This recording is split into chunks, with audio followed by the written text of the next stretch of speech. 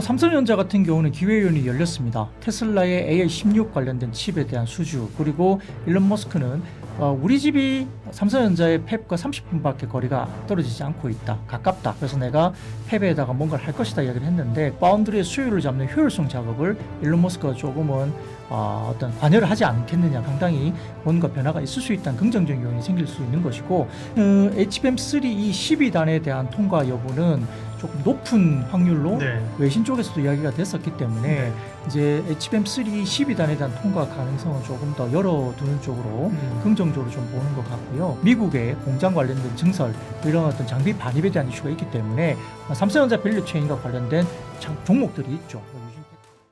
안녕하십니까. 예민수의 경제 토크 시작합니다. 오늘은 IBK 투자증권 영업부 박근영 부장님이 오셨습니다. 어서 오십시오. 안녕하세요. 반도체 이야기, 삼성전자, 특별히 HBM을 중심으로 해서 얘기를 할 텐데요. 삼성전자가 엔비디아의 HBM 콜 테스트를 통과했다는 얘기가 그죠? 또 흘러나왔습니다. 그죠? 네. 근데 삼성전자는 기다 아니다 엔비디아도 말은 안 하네요. 그죠? 그렇게 한 걸로 추정하는 거죠, 지금. 삼성전자 파운드리 입장만 보더라도 최근에 계약은 테슬라, 그다음에 애플 이야기가 나왔지만 사실 그것도 비밀 유지 계약건이 있을 걸로 보이는데 참 참기 힘들어하는 일론 머스크가 또 머스크가 먼저 말을 불어내니까 알고 있는 거고요.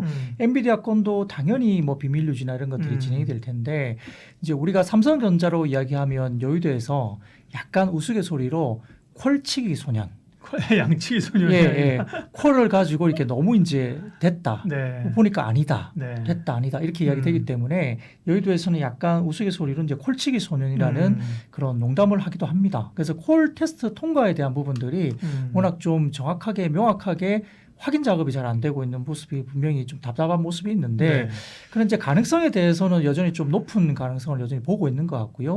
국내 리서치뿐만 아니라 해외 리서치 쪽에서도 이 가능성을 좀 더 높게 평가는 하고 있습니다. 또 3나 3가 아니라 4라면 그죠? 의미가 있는 거죠, 그죠? 그렇습니다. 사실은 HBM3 이 12단에 대한 통과 여부는 조금 높은 확률로 외신 쪽에서도 이야기가 됐었기 때문에 이제 HBM3 12단에 대한 통과 가능성은 조금 더 열어두는 쪽으로 긍정적으로 좀 보는 것 같고요. 그러나 이제 HBM3 12단 문제도 지금 현재 중요하지만 결국 그게 콜 테스트가 통과되면서 이제 HBM4를 어떻게 지고 가느냐의 문제가 사실은 더 중요한 변곡점이 될 수 있고, 그 부분은 역시 SK 하이닉스도 영향을 미칠 수 있는 부분인데, 이번에 기사가 나온 HBM4 통과됐다 이 부분은 사실은 조금 단계가 있습니다. 기사에서 언급됐지만은 삼성전자가 제출한 샘플은 최종 샘플이 아닌 엔지니어링 샘플로 이야기되거든요. 이 엔지니어링 샘플은 실질적으로 수위를 포함한 품질 부분에서 긍정적인 평가를 받는 것은 맞긴 맞는데요. 이 품질 부분에 대한 부분은 엔지니어링 샘플이 넘어가면 마지막 샘플 부분이 진정한 샘플 제출은 CS라는 샘플이 또다시 하나의 관문이 더 있다고 합니다. 그래서 그거는 이제 진정한 대량 양산에 접어드는 샘플 통과인데, 그 부분은 아직 좀 남아있는 것이 아니냐, 이런 이야기를 좀 심스럽게 하고 있어서, 물론 이 정도까지 갔다는 것만 해도 엔지니어링 샘플까지 뭔가 갔다 해도 긍정적인 요소가 될 수는 있습니다. 그래서 최종적인 샘플 테스트 관련된 부분은 일부 리서치 쪽을 본다면 올해 10월, 11월 정도에도 나올 수 있다 말도 있고요.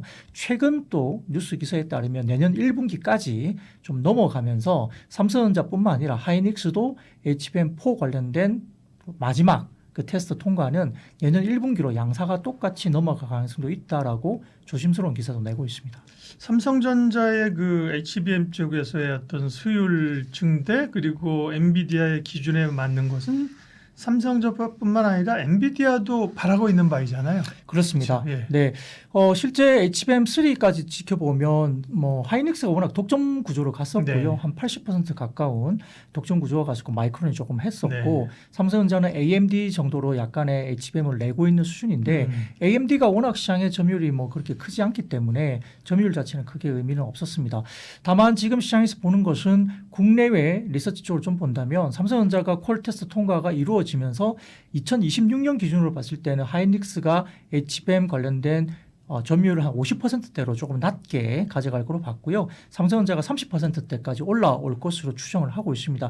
그 추정의 근간에는 역시 콜테스트 통과를 염두에 두고 있는 그런 추정치이기 때문에 결국 이렇게 다원화되면서 SK 하이닉스가 점유율이 좀 떨어지긴 하지만 물론 뭐 50%도 거의 과반 이상이기 때문에 독보적인 점유율을 갖고 있지만 기존의 독점력보다는 좀 떨어지는 구조이고요.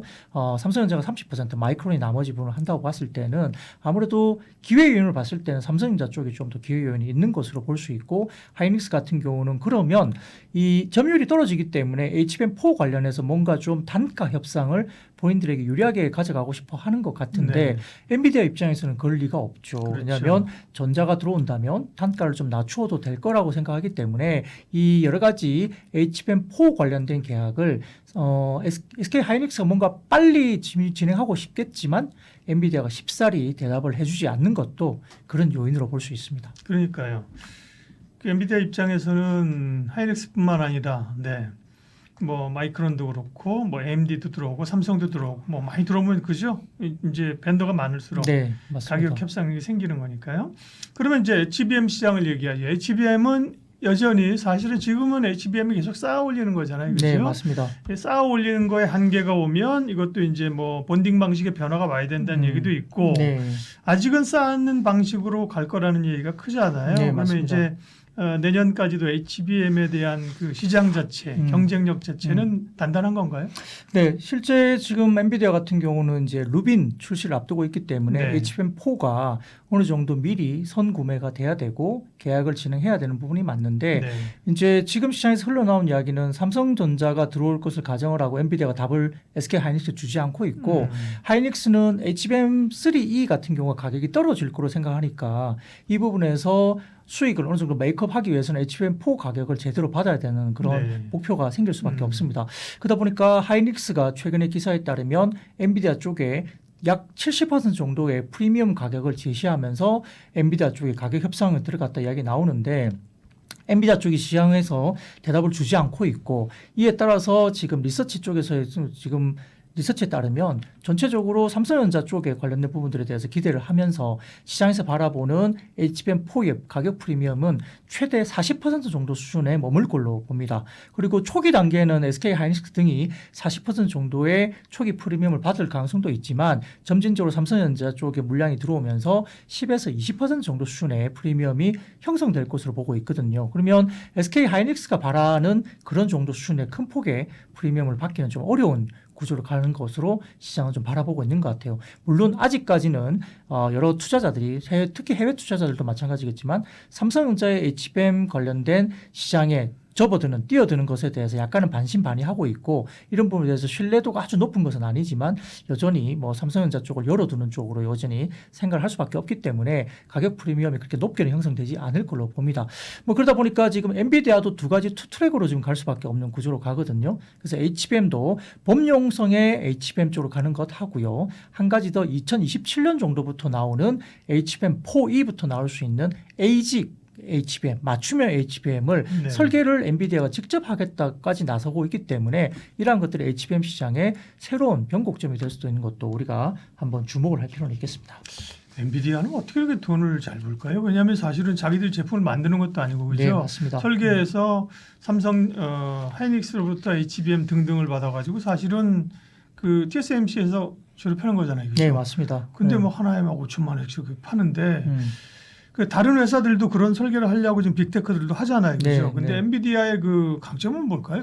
결국은 이제 뭐 설계력이나 이런 것들이고요. 그다음에 엔비디아의 제품을 쓰지 않고는 좀 어려운 것들이 결국은 플랫폼인 쿠다라는 플랫폼이 있죠. 그래서 이런 부분들에 대해서 중국도 자체적인 HBM을 두고 되도록이면 H20을 조금 쓰지 않으면 좋겠다라는 정책적인 뭐 뉘앙스도 이야기를 하고 있지만 쿠다라는 이런 플랫폼이 있기 때문에 이걸 벗어나서 어떤 개발을 하기가 힘들다는 그런 이야기가 있기 때문에 엔비디아 제품을 쓸 수밖에 없다는 것인데 말씀드렸던 HBM4 같은 경우도 27년부터는 설계도까지 엔비디아가 직접 그린다는 점에서 결국 HBM4E부터는 핵심 부품인 베이스 다이를 자기가 기본적으로 직접 설계하면서 결국은 비용을 절감하고 공급망을 다변화하겠다는 그런 전략을 네. 다시 세우고 있기 때문에 이런 부분이 든다면 결국은 조립 기술과 관련된 부분에서 베이스 타일을 만드는 것도 중요하지만 또 16단까지 쌓아 올리는 부분들이 또 열 관리까지 굉장히 중요한데 이런 부분들이 결국은 앞으로의 HBM에 관련된 부분에서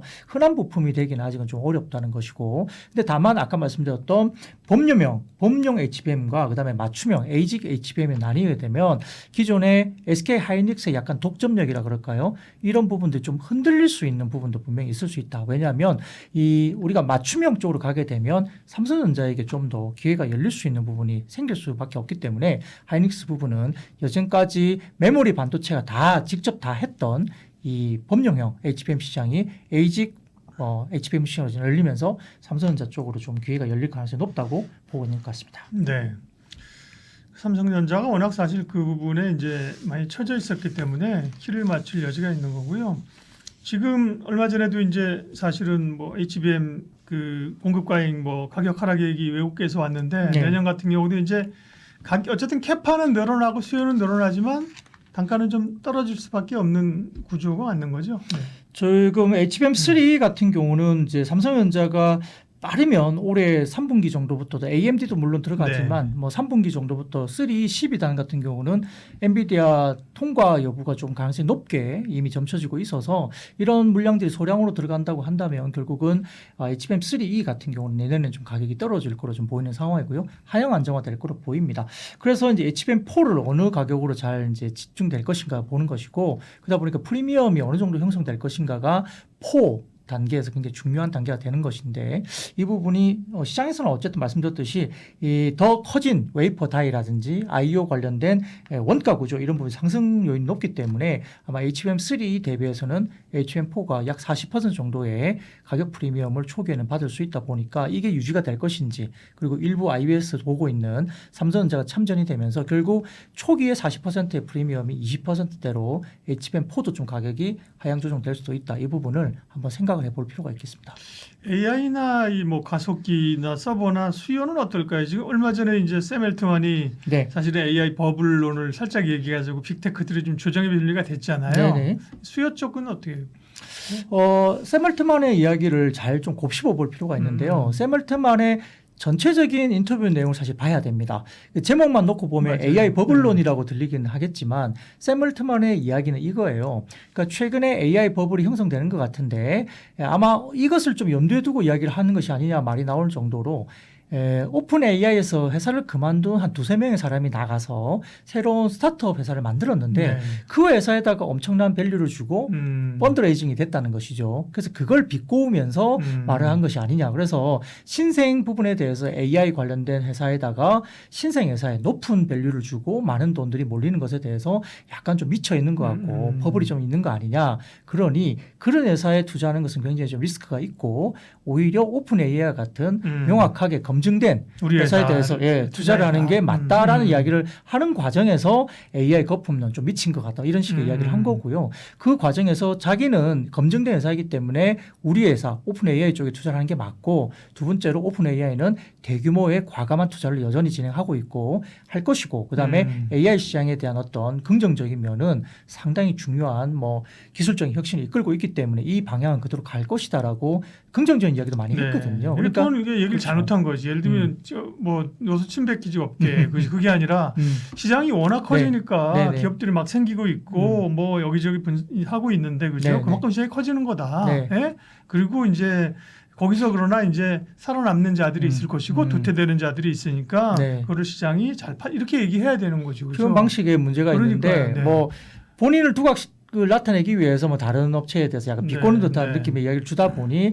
시장에서는 그걸 탁 집어가지고 헤드라인으로 AI 버블론 이렇게 이야기를 하다 보니까 상당히 좀 어려운 국면이 잠깐 있었지만 사실 CSP라고 해가지고 가장 큰 빅테크들은 올해 2분기 실적단에서도 뭐 컨퍼런스 콜을 통해서 대부분 보면 캐펙스 투자가 더욱더 상향 조정되고 있습니다. 메타, 아마존 뭐 등등 포함해서 그죠? 그러니까 그런 회사들이 결국은 마이크로소프트와 마찬가지로 빅테크들이 이렇게 캐파 증설에 대한 부분들을 추가적인 상향 조정이 계속 이루어지고 있기 때문에 데이터 센터 관련된 투자는 여전히 상당히 상향 조정되고 있다는 점에서 AI랑 그다음에 HBM 시장은 여전히 수요는 견조할 가능성이 높고요. 네. 이런 것들이 한 1, 2년 정도는 충분히 갈 것이고 그와 더불어서 이제 뒷단에 나오는 것은 전력이라든지 이런 부분에 대한 부분들이 쇼티지가 날 수 있다는 두려움이 아직은 좀 있기 때문에 그와 연계해서 같이 전력이나 이런 것들도 같이 좀 고민을 해야 되는 것이 아닌가 싶습니다. 네.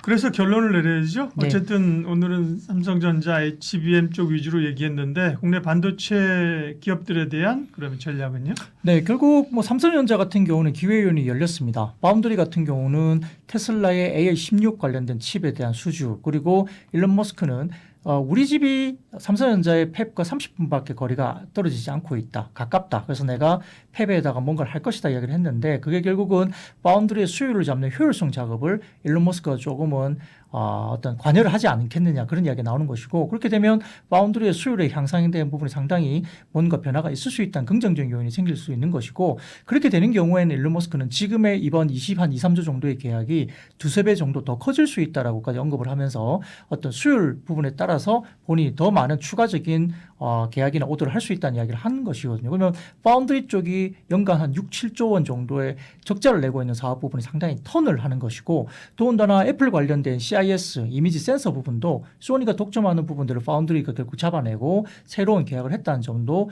파운드리의 턴어라운드를 좀 이야기할 수 있는 국면입니다. 그렇기 때문에 삼성전자는 그 다음에 퀄컴까지 수출 가능성 열려져 있는 상황에서 파운드리의 턴어라운드 되면서 그동안 파운드리의 대규모 적자 때문에 디스카운트 받았던 요인들이 좀 사라질 수 있는 요인이 있다. 이런 점이 있고요. HBM도 과거보다는 좀 더 높은 확률로 엔비디아 쪽에 진입할 수 있는 것에 대해서 사람들이 생각하고 있기 때문에 전자에 대한 부분들은 밸류가 PBR 1배 정도는 좀 싼 것이 아니라는 생각을 할 수밖에 없습니다. 다만 이제 삼성전자 같은 경우가 그렇게 가고 있다고 그래서 뭐 SK 하이닉스가 약간 조정을 받긴 받았지만 그럼에도 불구하고 최근에 한 24, 5만 원 정도 순이면 PBR 1.5배 정도가 되거든요. 최근에 2배가 좀 넘었다가 좀 밀리긴 했지만 시장에서 바라보는 PBR 1.5배 정도이면 하이닉스가 가지고 있는 뭐 법정력을 봤을 때는 어느 정도 어떤 조정 구간은 어느 정도 마무리되는 것이 아니냐 보고 있기 때문에 역시 하이닉스와 삼성전자 공이 모두 긍정적인 요인을 가질 수 있다 이렇게 볼 수 있는 상황인데요. 다만 최근에 미국 정부가 인텔의 지분을 10% 가져가는 과정이 네. 인텔의 파운드리를 좀 키우기 위한 전략이 아니냐 바라봤을 때는 삼성전자가 좀 불편해질 수 있죠. 그 부분 때문에 최근에 하이닉스가 약간 반등이 나오는 구간에서 삼성전자 주가가 좀 주춤하는 그런 모습을 인텔의 소식에 의해서 약간 영향을 받고 있다 이렇게 보입니다. 그리고 삼성전자나 하이닉스나 대부분 다 캐펙스라든지 또 특히 삼성전자는 미국의 공장 관련된 증설 뭐 이런 어떤 장비 반입에 대한 이슈가 있기 때문에 삼성전자 밸류체인과 관련된 종목들이 있죠. 뭐 유진테크라든지 원익 IPS 이런 종목들 관련해서 이오테크 이런 종목들이 사실은 각광을 좀 받을 수 있는 반도체 소부장 우선적으로 반도체 삼성전자 밸류체인의 소부장을 좀 보실 필요도 같이 지켜봐야 될 것 같습니다. 네, 반도체 전략 IBK 투자증권 박근영 부장님 함께했습니다. 고맙습니다. 감사합니다.